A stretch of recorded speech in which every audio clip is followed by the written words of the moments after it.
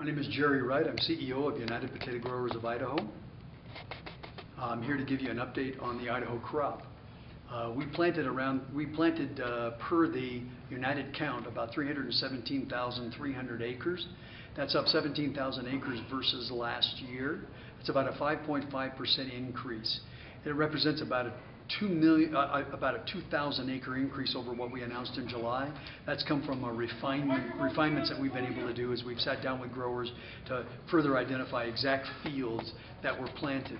We're really confident that 317,000 is an accurate number. That is in comparison to Washington, which appears to basically be flat or slightly down. Colorado is flat in their acreage.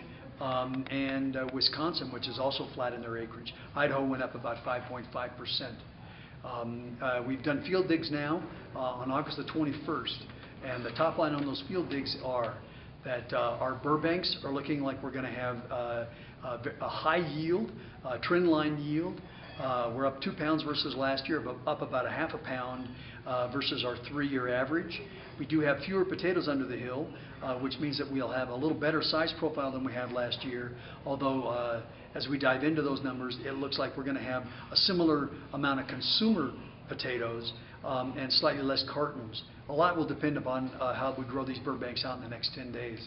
Our Norcotas have an exceptional Norcota crop. We're up 4.5 pounds versus last year and up 1.5 pounds versus our 3-year average on a 10-foot dig.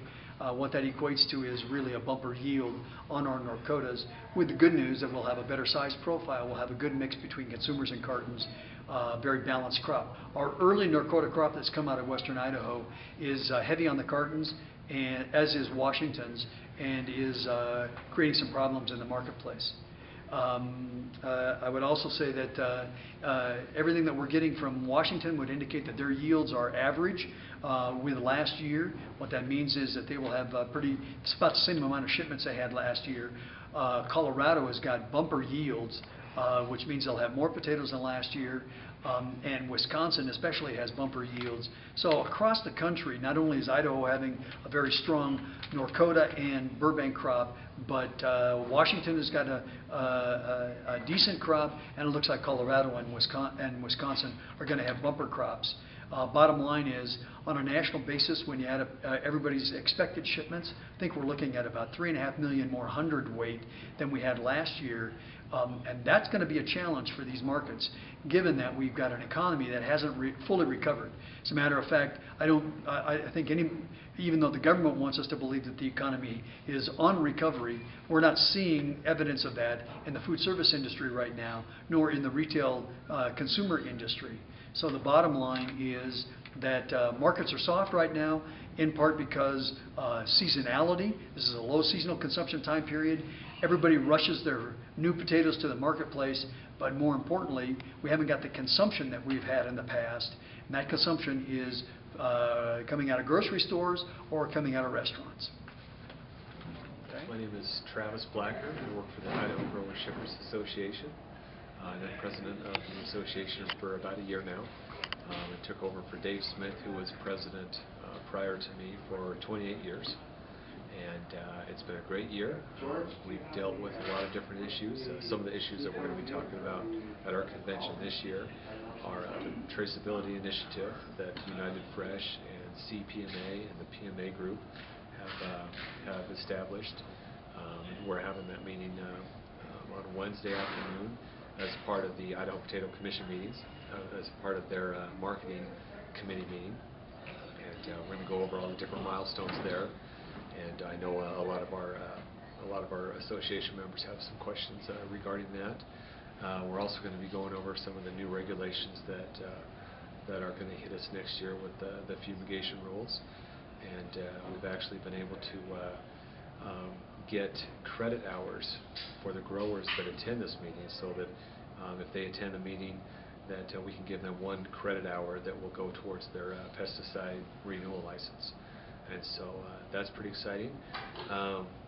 Thursday morning we have our breakfast with the Idaho Potato Commission, and they're going to unveil their marketing plan for 2009-2010. And then after that, we've got a reception later on that evening with the Union Pacific Railroad. They do that every year, and it's a good chance for everyone to kind of network and get to know each other and talk about some of the issues that we're going to be facing in the upcoming year. And that's kind of our convention in a nutshell. We've also had some different seminars on motor carrier transportation and rail transportation, as well as potato crop insurance and potato storage technology. So it's been a great convention so far. Travis, you've been in office for just about a year. Yes. What kind of innovations or what are you looking to do in the future? One of the things that we're very involved in is what's called the Coalition for Transportation Productivity. And what that is that's trying to raise the gross vehicle weights on trucks from 80,000 pounds to 97,000 pounds. And these new trucks that are going to be 97,000 pounds need to have that additional sixth axle to distribute the weight a little bit more evenly. And so we're a part of that coalition, as well as the Idaho Potato Commission. We're trying to get that moved forward. There is a bill in the House that has been introduced. It was introduced in April, and I believe it's H.R. 1799. It initially had only 3 or 4 sponsors. Now we're up to about 40 sponsors, but we're trying to get as many sponsors as we can because we feel like this is an important deal that we need to get passed through. You know, a lot of the trucks over in Canada, they're shipping their trucks at about 95,000 pounds. I believe Mexico is about 105,000 pounds for their trucks, and so it's an issue that we're trying to get past. We're pretty concerned about this, and we want this would help out not just the potato industry, but the fresh produce industry as well. Just everybody, really. It would really help out a lot of people. My name is Luke Gowdy. I am the Transportation Sales Manager for a Grower Shipper program with C.H. Robinson, and we're based in Monterey, California. And what I presented on today was for the IGSA Board of Directors and other associate members that attended the transportation meeting, is a brief synopsis on where we are at year to date with regards to load volumes and lanes that we're handling, growth that we're seeing in individual lanes and commodity diversity. Covered a little bit of information on the general truck market states, you know, what's happening with fuel and other factors that are impacting supply, demand, and pricing in the markets. And I guess one of the key things we touch on and really focus on with the IGSA in particular is because this is a grower shipper based program, we want to report back to them the relative success of what's happening with our loads and their load volume. So the numbers that we looked at were growth year over year in terms of those loads, and what we're seeing right now for the projection for the rest of the year is about 125% growth in load volume year over year, and that represents volume coming out of Idaho, New Mexico, Texas, California, Washington, Oregon, a variety of different locations, and it covers different commodities, not just potatoes, but onions and some fruit and some other things that we do for the membership.